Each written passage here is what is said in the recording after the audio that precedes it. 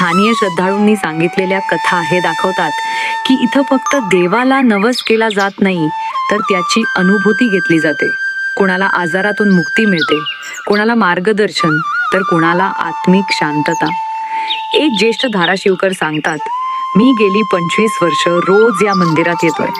इथं आल्यावर महादेव स्वतः भेट देतो असं वाटतं. धाराशिव राजेबाग शहराच्या मध्यभागी वसलेलं हे मंदिर कोणत्याही वाहनाने सहज पोहोचण्याजोगं आहे.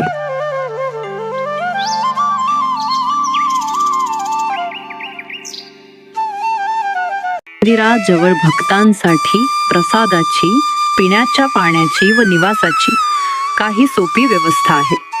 तसेच मंदिराबाहेर छोटी दुकानं आहेत जिथं पूजेच्या वस्तू, बेलपत्र आणि नैवेद्य मिळतात. मित्रांनो, धाराशिव राजेबाग मधील हे महादेव मंदिर म्हणजे केवळ दगडात कोरलेली वास्तू नाही.